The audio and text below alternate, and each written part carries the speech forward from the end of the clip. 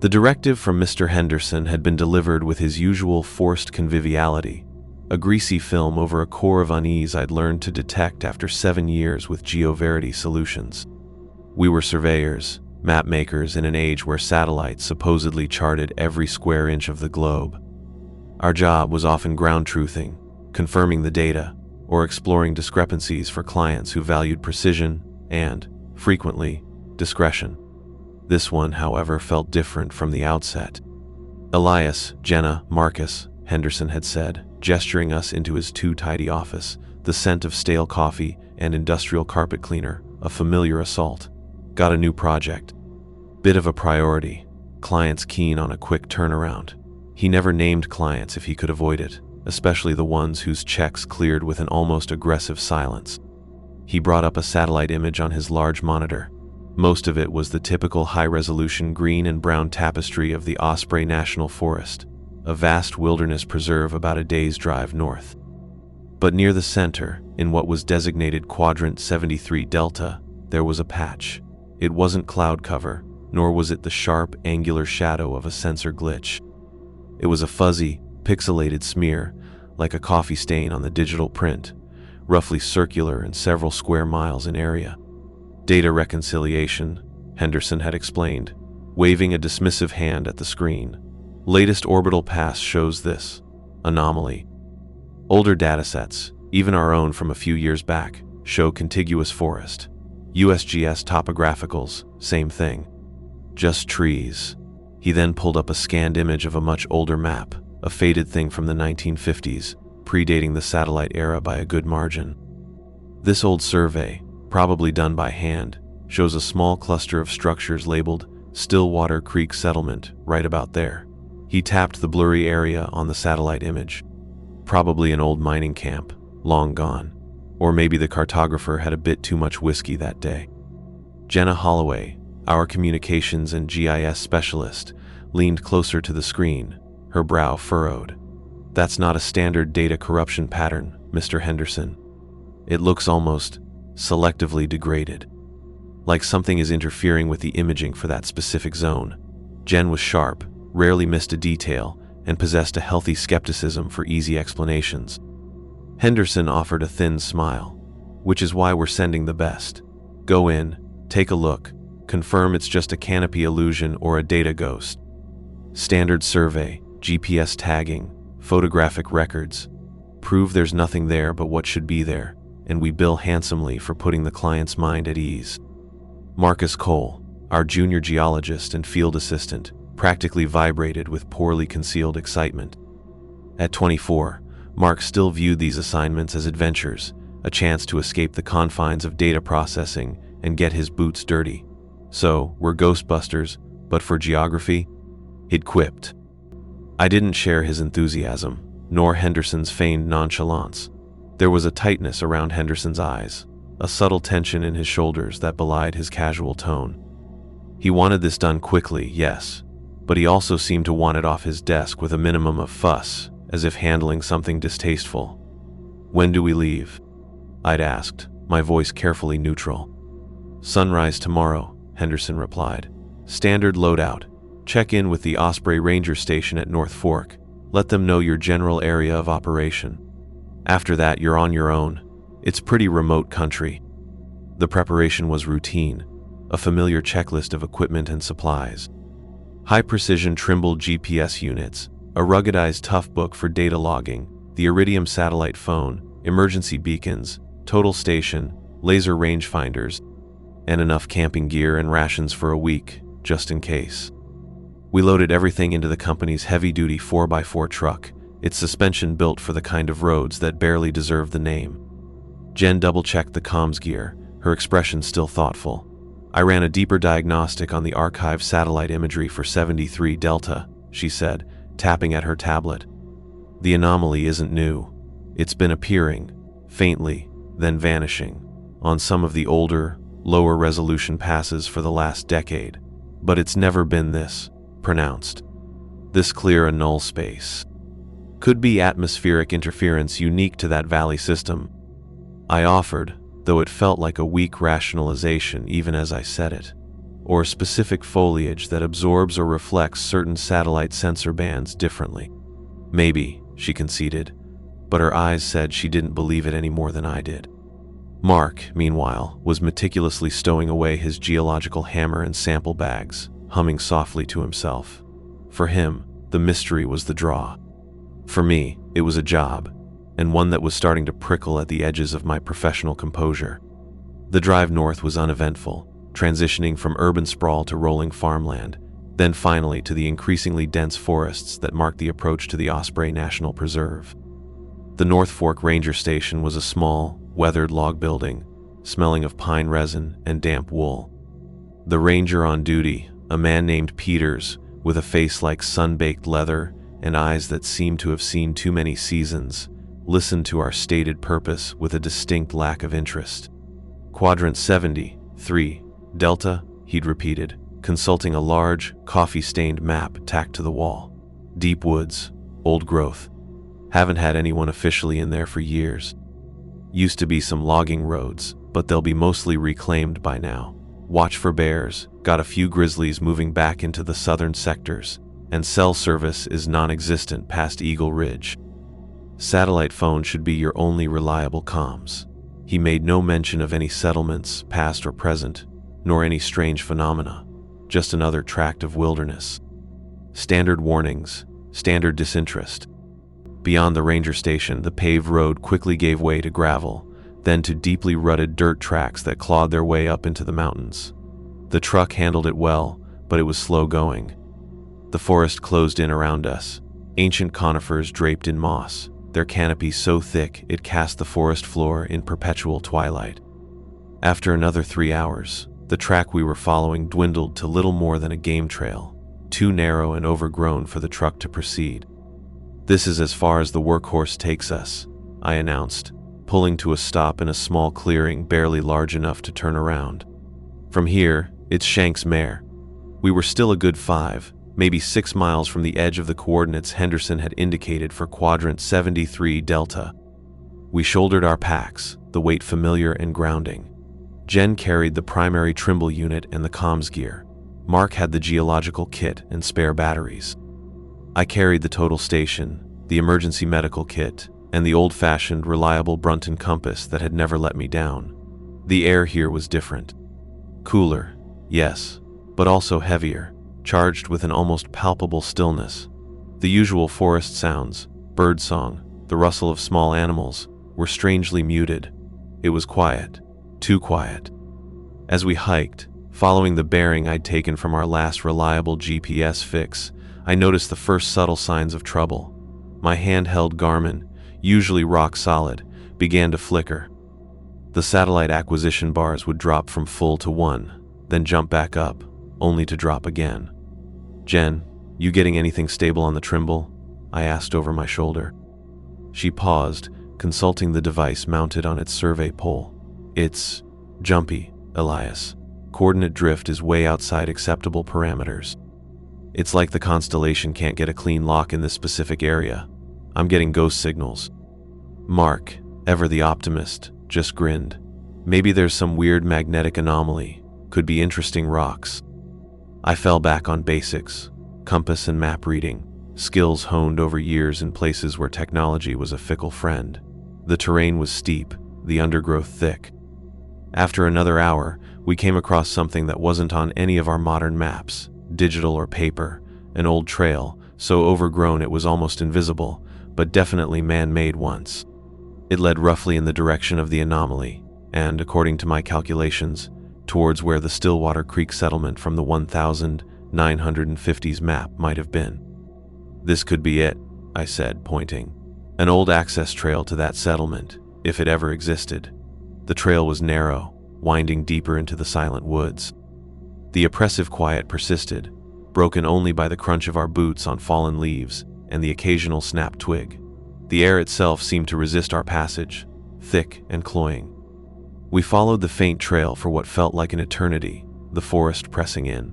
Then, quite suddenly, the dense canopy broke. We found ourselves on a low ridge, the trees thinning out. Below us, nestled in a small, surprisingly verdant valley, was a town. It wasn't a ruin. It wasn't an abandoned collection of shacks. It was a town, perhaps a dozen or more buildings, neatly arranged along what looked like a main street. Smoke curled lazily from a few chimneys, houses with painted siding, a taller structure with what looked like a church steeple, even what appeared to be a general store. It was utterly, breathtakingly impossible. Mark let out a low whistle. "What in the absolute hell?" Henderson said. He said there was nothing here.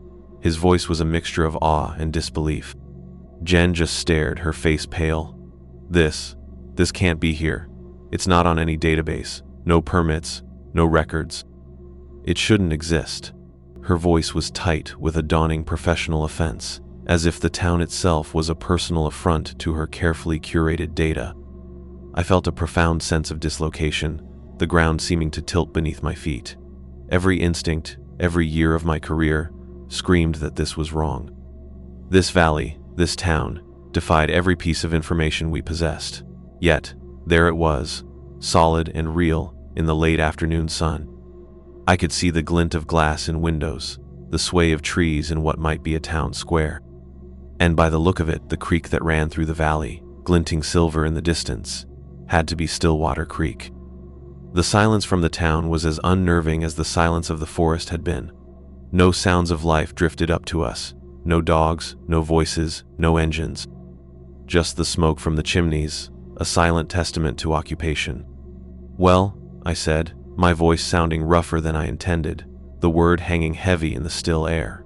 "We were sent to survey Quadrant 73, Delta. It appears Quadrant 73 Delta is occupied." My gaze swept over my team. Mark's initial shock was morphing into a cautious curiosity. Jen's analytical mind was clearly working overtime, trying to reconcile this impossible reality with her knowledge base. There was no question of turning back, not yet. This discovery, however inexplicable, was precisely the kind of anomaly Henderson, or rather his mysterious client, was paying us to investigate. We had to go down there. We had to see. As the sun began to dip towards the western ridge, casting long shadows into the valley, we started our descent, the unreality of the situation clinging to us like the damp forest air. The town waited below, a silent enigma. The descent into the valley was slow, our boots skidding on loose scree and damp earth. As we drew closer, the details of the town resolved themselves with an unnerving clarity. The buildings were predominantly wooden, their architecture reminiscent of the early to mid-20th century. Clapboard siding, gabled roofs, wide porches. Everything looked maintained. Almost too maintained. There were no peeling paint jobs, no broken windows, no signs of decay one might expect in such an isolated location. Gardens bloomed with unnaturally vibrant flowers, even though autumn was beginning to bite at the higher elevations. The silence persisted until we reached the outskirts. It wasn't an empty silence, it was a waiting silence. We saw the first inhabitant then, an old man, methodically sweeping the porch of a small white-painted house. He paused, his broom still, and watched us approach. His face was a mask of wrinkles, his eyes pale and difficult to read. He offered no greeting, no sign of surprise at three strangers emerging from the wilderness. "Afternoon," I said, trying for a tone of casual confidence I didn't feel. My voice sounded loud in the stillness. The old man finally nodded, a slow, deliberate movement. "Afternoon," he replied, his voice raspy, as if from disuse. He then resumed his sweeping, each stroke precise and unhurried, as if we were no more remarkable than a passing cloud. A little further on, a woman was tending a rose garden, her back to us. She wore a simple, faded print dress. As we passed, she straightened, turning her head slightly. Her expression was similarly neutral, a polite but distant acknowledgement. No curiosity, no alarm. It was profoundly unsettling. These people reacted to our sudden appearance as if we were expected, or perhaps as if our presence was of no consequence whatsoever. We reached what appeared to be the main street. A sign, freshly painted, read, Havenwood. Not Stillwater Creek Settlement, Havenwood. The name wasn't on any map, old or new. It felt plucked from a half-forgotten dream. Jen immediately tried the satellite phone. She held it aloft, turning, then frowned. "Nothing," she muttered, frustration edging her voice. not a flicker of a signal. It's completely dead. This was more than just a remote area issue. Iridium phones were designed to connect from almost anywhere on Earth with a view of the sky. Here, it was as inert as a brick. "Try the GPS again," I instructed, already knowing the answer. She did, and the Trimble, along with our handhelds, remained stubbornly unresponsive, displaying no satellite fix, or simply cycling through acquiring signals that never locked.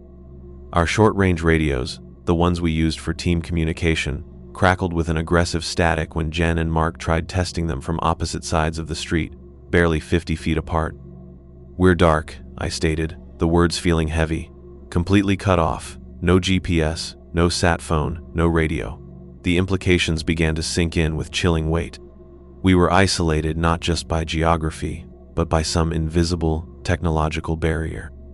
We decided our best course of action was to find someone in authority, if such a person existed in this strange, placid town. A building with a small, unassuming sign proclaiming town office seemed the logical place to start. Inside, behind a worn wooden counter, sat a woman who might have been anywhere between 40 and 60. Her graying hair was pulled back in a neat bun, and she wore a prim, high-necked blouse. She looked up from a ledger as we entered, her smile faint and instantaneous, as if it were a default setting. "Good afternoon," she said, her voice soft and even. "Welcome to Havenwood. Can I help you?" "We're a survey team," I explained, trying to keep my tone professional. "From GeoVerity Solutions. We were tasked with mapping this quadrant. We weren't aware of any settlement here." The woman, who introduced herself as Mysteria Evans, a name that seemed almost too fitting, continued to smile that same placid smile. "Maps don't always tell the whole story, do they?" she responded, a phrase that would soon become unnervingly familiar. "We like our privacy here in Havenwood." "Is there a mayor or a town elder we could speak to?" Jen asked, her notebook already out, pen poised. Mysteria Evans tilted her head slightly. "We don't have a mayor. We all just get along, find our way together. It's simpler." Her gaze drifted over us, lingering for a moment on our equipment, our unfamiliar clothes, yet her expression remained one of mild, almost benign disinterest. We pressed for information about the town's history, its origins, why it was so comprehensively hidden from the outside world. Her answers were consistently vague, circular, and unsatisfying. "Havenwood has always been here, for those who need to find it." Or, "Some places prefer to be quiet." She showed no surprise at our confusion, no curiosity about where we'd come from or why we were really there. It was like conversing with a beautifully crafted automaton programmed with a limited set of placid responses. Mark, attempting a different tack, asked about the lack of satellite visibility. "It's strange," he said, "that a town this size wouldn't show up on any modern imaging." Mysteria Evans' smile didn't falter. "Perhaps the sky prefers not to look too closely. Some things are best left unobserved." As dusk began to settle, painting the silent street in hues of orange and purple, the question of accommodation arose. Mysteria Evans directed us to The Gables, the town's only boarding house, run by a Mr. and Mysteria Miller. The Millers were a stoic, older couple, as uncommunicative as everyone else. They showed us to 3 small, impeccably clean rooms on the second floor. The rooms were furnished with antiques, lace doilies on the dressers, faded floral wallpaper. Charming, if one didn't feel the underlying wrongness of the place. The locks on the inside of our doors were old-fashioned bolts, and mine felt stiff, as if it hadn't been properly thrown in years. The windows were sealed shut, painted into their frames. That night was restless. I lay awake for hours, listening. The silence of Havenwood wasn't natural. It was punctuated by faint, almost inaudible whispers that seemed to emanate from the very walls of the Gables. I heard soft footsteps in the hallway outside my door, slow and deliberate, at an hour when everyone should have been asleep. When I finally cracked my door open, the hallway was empty, steeped in shadow.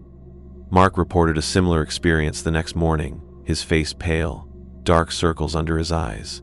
"I had this dream," he said, his voice hushed. "I can't remember what it was about, just a feeling, like I was being watched, examined, by something cold." Jen, ever the pragmatist, had spent part of the night making notes. "Their behavior," she said, tapping her pen against her pad. "It's consistent. They don't initiate conversation unless we do. They answer direct questions, but they never ask any of their own. No curiosity about us, our gear, the outside world. It's like we're a mildly interesting exhibit they've seen before." She also noted that some of their phrases, particularly Mysteria Evans's maps, don't always tell the whole story, were used by other townsfolk in slightly different contexts, like a shared, limited vocabulary. Over a breakfast of dry toast and weak coffee at the Gables, food that looked normal but tasted faintly of dust, I made the decision. "We've seen enough," I announced. "This place is a major anomaly. Our primary mission was to verify if anything was here. Something clearly is. Our next priority is to get out and report this to Henderson." There was a palpable sense of relief from Mark, and a grim nod of agreement from Jen. We packed our essential gear, leaving the bulkier survey equipment for a potential return trip, though the thought of ever coming back here willingly was deeply unappealing. We informed Mysteria Evans at the town office of our departure. She was standing on the porch, as if expecting us. Her smile was unchanged. "Safe travels," she said, her voice smooth as river stone. There was no inquiry about our findings, no offer of assistance, no farewell beyond those two simple words. We set off, back up the ridge, following the faint trail we had used to enter the valley. The air felt heavy, resistant. The forest seemed darker, the trees closer together than I remembered. I navigated by compass, the GPS unit still useless. After an hour of hard climbing, I expected to recognize landmarks from our descent, a particular rock formation, a lightning-struck pine. But everything looked subtly different. "This doesn't feel right," Mark muttered after another hour, breathing heavily. "We should have hit that stream crossing by now." Jen, checking her own compass, which was now spinning erratically, agreed. "The sun angle is wrong too. If we were heading northeast as intended, it should be more to our right." We pressed on, a growing sense of unease coiling in my stomach. The forest became a bewildering maze. Paths we thought we recognized dissolved into impenetrable thickets. Slopes steepened where they should have leveled out. It was as if the landscape itself was actively working against us. Finally, after what felt like half a day of fruitless, exhausting struggle, we crested a familiar-looking ridge. My heart sank. Below us, nestled in its quiet valley, smoke curling from its chimneys, lay Havenwood. We were looking down at it from a completely different vantage point than our arrival, but it was undeniably the same town. Disbelief warred with a cold, creeping horror. "No," Mark whispered, his voice cracking. "No, this can't be. We walked away from it. We walked for hours." Jen stared, her face ashen. It's like the valley reoriented itself around us. Or we walked in a circle without realizing it. But I knew, with a dreadful certainty, that we hadn't simply gotten lost. The precision of our return, albeit from an unexpected direction, was too perfect. We stood there, defeated, as the sun once again began its descent. From the porch of the town office, a tiny figure emerged. Even from this distance, I could feel the faint, knowing smile of Mysteria Evans. Her voice, impossibly clear, seemed to drift up to us on the still air, though it was surely a trick of the acoustics, or my overwrought imagination. "Lost your way?" The trap, subtle and inexplicable, had closed. Havenwood didn't want us to leave, and it seemed, with a terrifying passivity, that it wouldn't let us. The isolation was no longer just technological. It was absolute, woven into the very fabric of this impossible place. We retreated to the Gables in a state of subdued shock. The veneer of professional detachment had cracked, revealing the raw fear beneath. Mark was openly agitated, pacing his small room, while Jen sat staring at her useless equipment, her mind clearly racing to find a logical explanation for the illogical. I felt the immense weight of responsibility. I had led them into this. "All right," I said, forcing a calm I didn't feel, gathering them in my room. "Let's reassess. The terrain is not behaving according to any known physical laws. Either we're experiencing some kind of mass hallucination, which I doubt, or this valley, this town, is actively manipulating our perception of space. Jen nodded slowly, her eyes narrowed in concentration. It's like a pocket dimension, or a localized reality distortion. We can enter, but the exit routes don't lead out. They lead back in. The geometry is wrong. They know, Mark burst out, his voice tight with panic. Those people, they know we tried to leave. They're watching us. They want us here.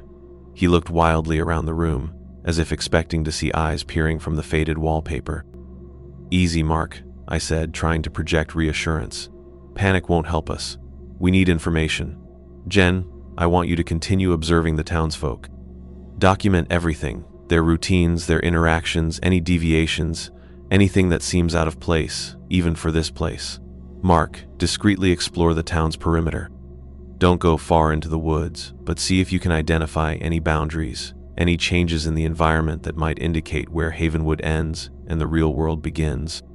If such a distinction even applies anymore. I'm going to try and find some records, something that tells us what this place actually is. My first stop was the small, steepled church we'd seen. Its white paint was pristine, its stained glass windows depicting serene, pastoral scenes that seemed at odds with the growing dread I felt. Inside, it was cool and dim, smelling of old wood and beeswax. An elderly man in a simple black cassock emerged from a side door. He introduced himself as Reverend Blackwood. His eyes were ancient, filled with a strange, knowing sadness. When I asked about the history of Havenwood, about its founding, he spoke in vague parables and cryptic pronouncements. Havenwood is a sanctuary for those who are weary of the world outside, he said, his voice a low, sonorous hum. It offers peace and continuity. I asked to see the church records, births, deaths, marriages. He led me to a small vestry where a few leather-bound ledgers lay on a dusty shelf. The entries were handwritten in elegant, spidery script, but as I paged through them, a disturbing pattern emerged. Names repeated. Jonathan Miller, born 1887, married Sarah Evans, 1910, died 1952. Then, further on, Jonathan Miller, born 1927, married Sarah Evans, 1950, died. The entry was blank. The same names, the same events, recurred with slight variations in dates, as if history itself was caught in a stuttering loop. Most unsettlingly, all coherent records seemed to cease around the mid-1950s or early 1960s. After that, there were only sporadic, almost nonsensical entries, or pages left entirely blank, despite the clear presence of people of all ages in the town. My next target was the town office. Mysteria Evans was, as always, at her desk, her placid smile firmly in place. I made a pretext of needing to consult a local map, hoping to find a back room or archive.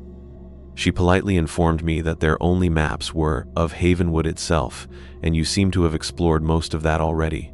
However, while she was momentarily distracted by another townsman who entered with a similarly anodyne query, I noticed a door behind her counter, slightly ajar, marked Records.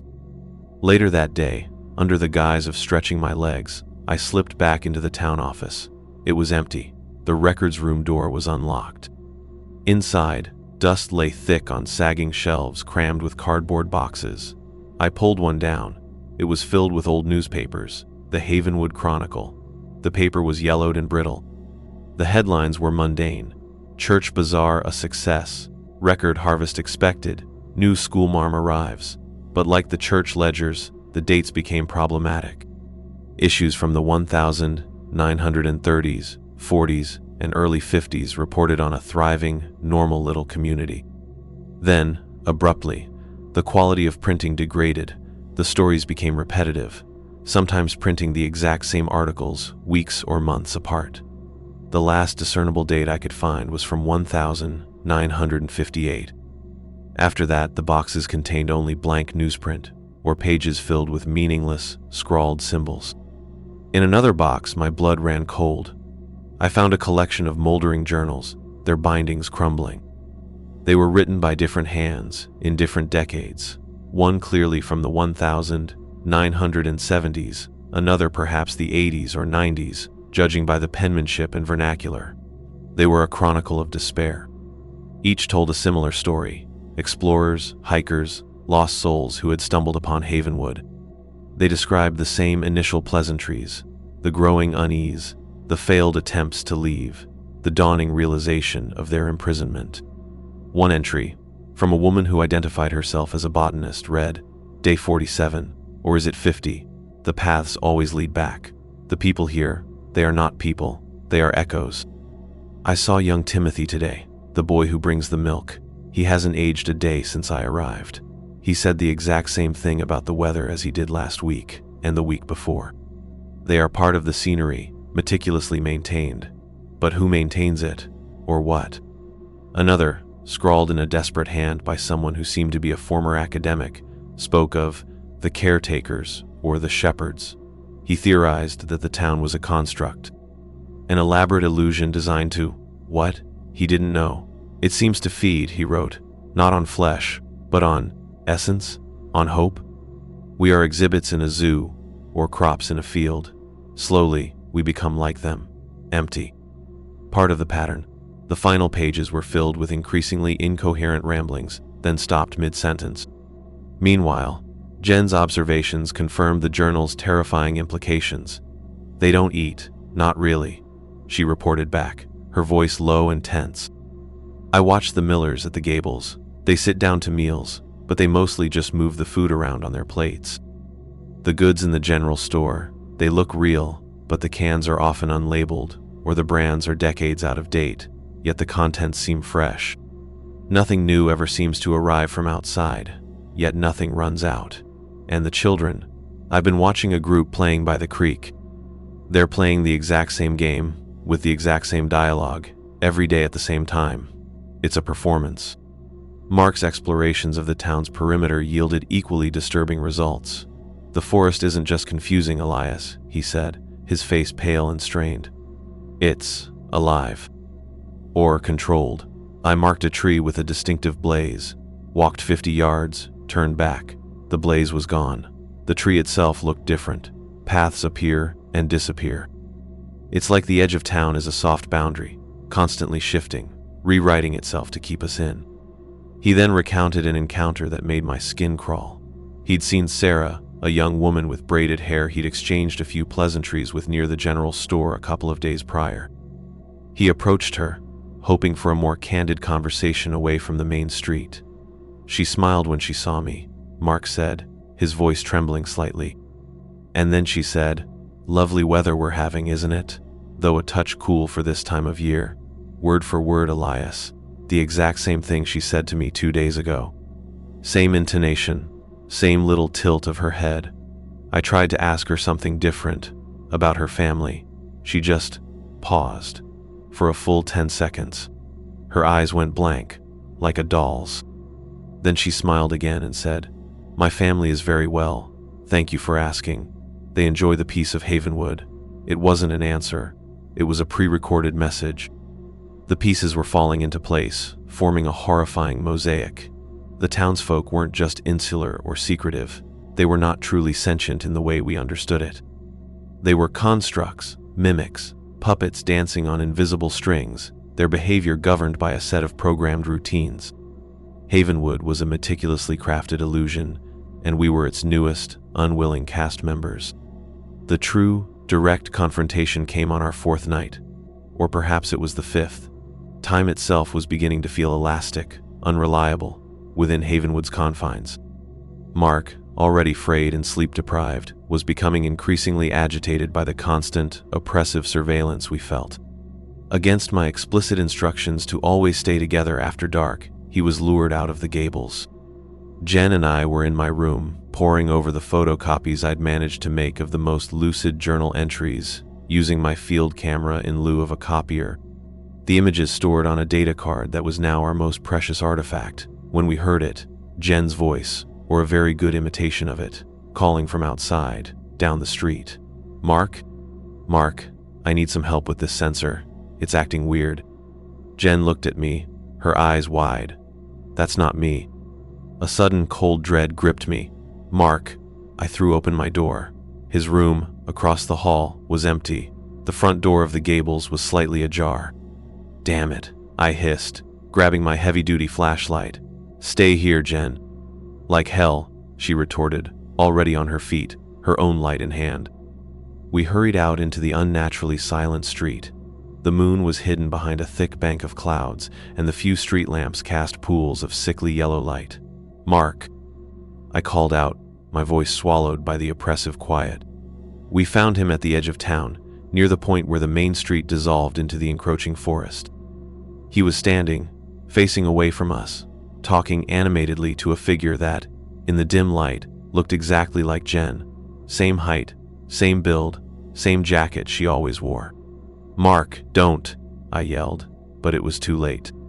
The real Jen beside me gasped. That's me." As we approached, the mimic Jen turned. Its face was a perfect replica, but the smile it offered was too wide, too predatory. Its eyes, there was something profoundly wrong with its eyes, a subtle emptiness, a lack of human depth. "He was just telling me how much he enjoys the peace of Havenwood," the mimic Jen said, its voice a flawless imitation of Jen's, yet imbued with a chilling undertone. "He thinks he might stay." Mark stood frozen, his face a mask of terror, staring at the duplicate. The mimic's form seemed to shimmer then, its outlines blurring for a sickening instant. It shifted, morphing with horrifying fluidity. For a moment, it was Mysteria Evans, then the old man sweeping the porch, then Reverend Blackwood. Then it became something less distinct, a shadowy humanoid figure with eyes that seemed to burn with a cold, ancient light. It spoke again, but this time, its voice was a chorus, a discordant blend of every voice we'd heard in Havenwood, including our own. It used phrases from my conversations, from Jen's notes, from Mark's panicked whispers, even from the journals I had found. "Havenwood provides." The composite voice rasped. "Havenwood keeps. You will all find your place. You will become part of the pattern. It is inevitable. It is peace." Mark finally broke, letting out a choked cry. I grabbed his arm, Jen took the other, and we pulled him back, stumbling away from the shifting horror at the tree line.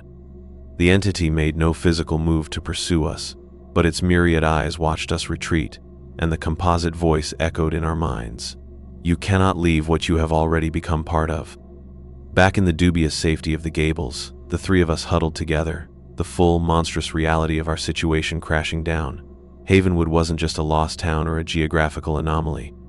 It was a prison, maintained by an ancient, intelligent, and utterly alien entity, a cosmic predator that wore the skin of a peaceful village, that mimicked humanity to ensnare it, that distorted reality itself to hold its prey. The journals had been right.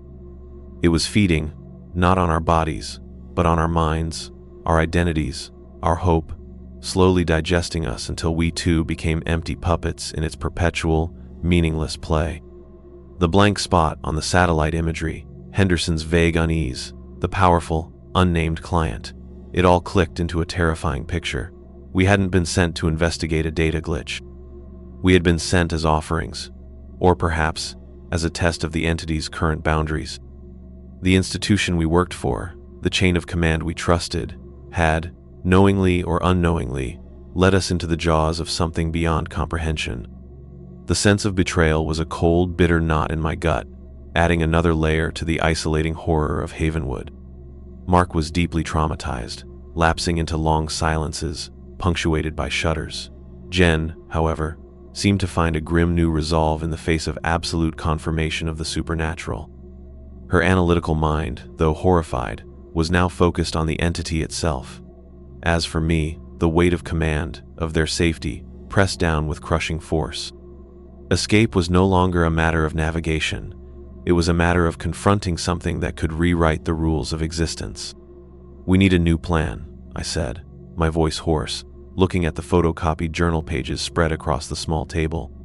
"If this thing, this entity, maintains the illusion through patterns, through belief, maybe there's a way to disrupt it."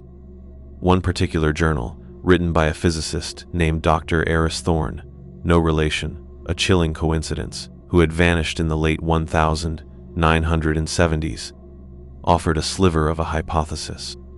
Thorne had theorized that the entity, for all its power, might be bound by certain rules, certain anchors, to the physical location of the original Stillwater Creek settlement. It overlays its reality, Thorne had written, but the template of the old place must still exist beneath. If its control has focal points, perhaps a sufficiently strong paradoxical input, a truth it cannot assimilate, could cause a momentary disruption. Jen, tracing the crude map Thorne had drawn of what he presumed was Havenwood's layout, suddenly pointed. "The church steeple," she said. "It's the highest point in the valley, visible from almost everywhere. And the bells, I've heard them ring at odd hours. Not on the hour, no discernible schedule. But when they do, the townsfolk, they pause, just for a second, like they're recalibrating." Reverend Blackwood, his strange pronouncements, his ancient eyes. He seemed more aware than the other constructs, more directly connected to the entity's consciousness. What if the church isn't just a building? I mused. What if it's one of those focal points Thorne mentioned, the spiritual heart of the original settlement, now co-opted? A desperate, almost insane plan began to form. We had so little left. Our advanced technology was useless. But we had our professional knowledge. We had the old maps showing Stillwater Creek. We had Jen's laptop, still holding a charge, with the satellite images showing the blank, the null space where Havenwood existed. What if we confronted the entity, or its primary proxy, Blackwood, with irrefutable, external proof of its own falsehood, its non-existence in the reality beyond this valley? Could we create the paradoxical input Thorne had theorized about? "It's a long shot," Jen admitted, her expression grim. "It might do nothing, or it might make things 1,000 times worse. It's better than waiting to become them." Mark whispered, his eyes wide with a residual terror, but a spark of his old self, of fight, flickered within them. "What do we need to do?" The plan was twofold. We needed to confront Blackwood in the church, the presumed anchor point. And we needed a diversion, something to draw the entity's attention, to hopefully thin out the number of constructs that might interfere. Mark, surprisingly, volunteered for the diversion. I can do that," he said, his voice shaky but determined. "The general store. It's full of old dry goods, flammable stuff. I can start a small contained fire. Enough smoke and alarm to draw them." It was a terrifying risk for him, but his desire to act, to fight back against the creeping despair, was palpable. We waited until the deepest part of the night, when Havenwood lay under its shroud of artificial peace. The air was cold, the silence profound. Mark slipped away first, a small bundle of emergency flares and a lighter concealed in his jacket. Jen and I gave him 10 minutes, then, hearts pounding, we made our way towards the church. Its white steeple was a ghostly finger pointing at the starless, oppressive sky. As we approached, we saw a faint light within. Reverend Blackwood was there, standing before the altar, as if he had been expecting us. His ancient eyes fixed on us as we entered, his expression unreadable. Not surprise, not anger, just a deep, weary knowing. "Curiosity persists," he said, his voice the low hum I remembered, but with an added resonance now, a subtle vibration that seemed to come from the very stones of the church. "It always does, before acceptance." "This isn't acceptance, Reverend," I said, my hand instinctively going to the old map in my pocket. "This is an intervention." I pulled out the faded 1950s survey map and spread it on the communion rail. This place, it was called Stillwater Creek Settlement. A real place, with real people, before you, before Havenwood. Jen powered up her laptop, the screen glowing eerily in the dim church light.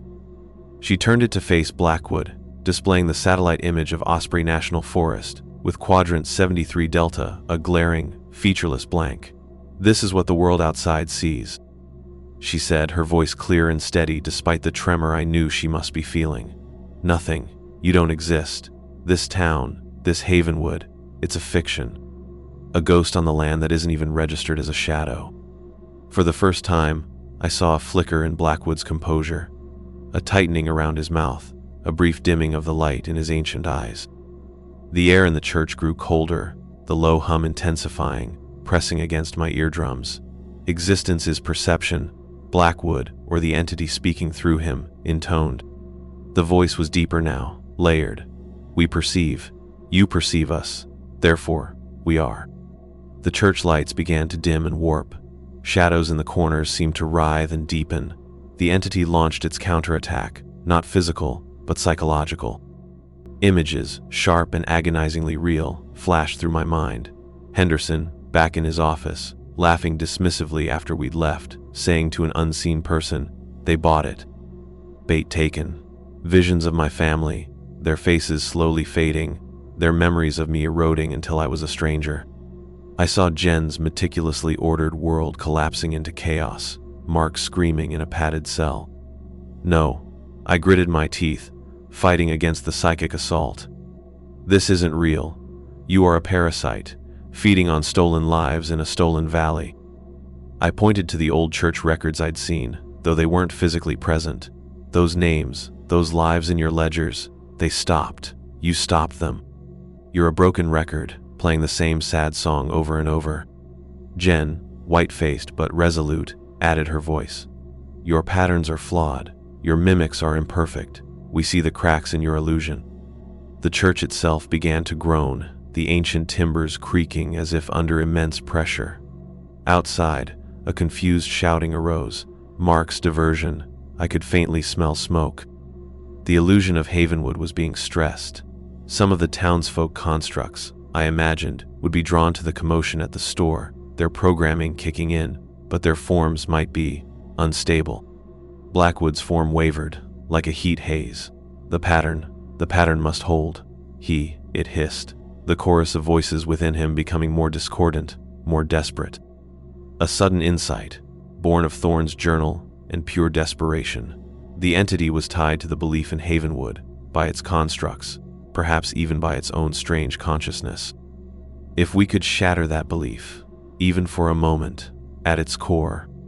My eyes fell upon the thick old bell rope hanging near the church entrance, leading up into the shadowed belfry, the bells that rang at odd, unsettling times. This bell, I yelled, lunging for the rope, it doesn't toll for Havenwood, it tolls for Stillwater Creek, for the real place, the real lives you buried. I threw all my weight onto the rope. For a heart-stopping moment, nothing happened. Then, with a shudder that ran through the entire structure, a sound erupted from the belfry. Not the dissonant, unsettling chime we'd heard before, but a deep, resonant, surprisingly clear peal.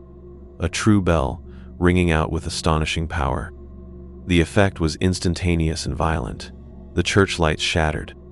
Blackwood screamed, a sound that was a symphony of agony from 1,000 throats, his form dissolving into a vortex of swirling shadows and discordant light before vanishing entirely. The very foundations of the church shuddered. The oppressive psychic pressure vanished, replaced by a sudden, almost painful clarity. Outside, the sounds of Havenwood changed. The confused shouts became shrieks of dissolution. Buildings flickered, their neat paint jobs and sturdy structures momentarily transparent, revealing dilapidated, rotting timbers beneath, the ghostly outlines of the original Stillwater Creek. Some of the townsfolk constructs, caught in the open, seemed to unravel like smoke in a strong wind, their forms distorting and then vanishing into the chaotic night. Jen let out a choked cry, pointing at her handheld GPS, which she'd kept on by sheer habit. "Elias, look." On its small screen, a single bar flickered weakly. "Satellite. I'm getting a satellite. Just one, but it's there." The path leading out of the valley, the one we'd first taken, the one that had looped us back, it suddenly looked normal. The trees seemed like ordinary trees, the slope manageable. The oppressive, cloying atmosphere that had choked the valley was gone, replaced by the crisp, clean air of a mountain night. "Mark," I yelled into my radio, which crackled to life with a burst of static, then cleared. "Mark, get to the church. Now. We're getting out." A shaky voice came back. "Elias? The fire. People just disappeared. The store looks like it's about to fall down. What happened?" "No time. Move." Mark stumbled into the ruined, flickering remnants of the church a few minutes later, his face streaked with soot and terror, but alive. The entity, whatever it was weakened, its hold on this reality shattered, or at least severely damaged. Blackwood was gone. The core of the illusion was broken. "Let's go," I urged. We didn't dare look too closely at the dissolving remnants of Havenwood. We scrambled out of the collapsing church, up the ridge, the forest no longer a sentient, malevolent maze, but just a forest. Dark, difficult, but navigable. Hours later, bruised, exhausted, and running on pure adrenaline, we stumbled upon our truck. It was covered in a layer of pine needles and dew, but it was blessedly, beautifully real. The engine turned over on the first try, its roar the sweetest sound I had ever heard. The satellite phone remained dead until we were a good 20 miles clear of Quadrant 73 Delta. Then, with a sudden beep, it came to life, connecting to the network with a full set of signal bars. Jen made the call to Henderson's emergency number. I don't remember much of what she said, only the profound relief of hearing a normal human voice on the other end, however confused and alarmed. We made it back to civilization, or what passes for it. Henderson was visibly shaken when he met us at a prearranged, discreet location. Our physical state, Jen's salvaged data card with its corrupted files and disturbing images, and our disjointed, horrified testimony were enough to convince him that something far beyond a data glitch had occurred. An official investigation was launched, spearheaded by the client, whose resources seemed limitless. It was, however, just as quietly shut down a few weeks later. Quadrant 73 Delta was officially declared a permanent geological instability zone, cordoned off indefinitely. No further explanation was given. We were all made to sign non-disclosure agreements that carried terrifying penalties. The official story was that we'd encountered a pocket of toxic gas and suffered hallucinations. But we knew the truth. We carried Havenwood with us, in our nightmares, in the way we now looked at quiet, remote places on maps. Mark developed severe PTSD, eventually leaving GeoVerity and moving to the flattest, most populated part of the country he could find. Jen became obsessed, delving into fringe science, folklore, and historical accounts of similar lost places and reality distortions, seeking patterns, seeking answers the official world refused to provide. And I continued to work, but something in me was broken, or perhaps irrevocably changed. I became more withdrawn, the faces of Havenwood, Mysteria Evans's placid smile, Blackwood's ancient eyes, the shifting horror of the mimic burned into my memory. The silence of deep woods now held a different quality for me, a listening, waiting dread. Did we truly escape? Or did we merely break one iteration of the pattern? The NDAs couldn't erase the psychic scars, the chilling uncertainty.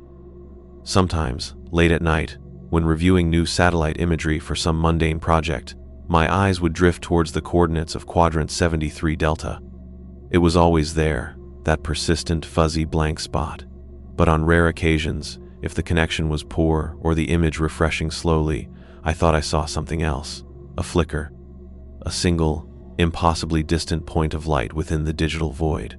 Or perhaps it was just my tired eyes, my haunted imagination. Or perhaps Havenwood, or whatever entity had created it, was still there, patiently rebuilding, waiting to be perceived again, waiting for the next weary travelers to lose their way and find its false sanctuary, waiting to feed. The thought ensured that true peace, the kind Havenwood had promised in its deceit, would forever remain just beyond my reach.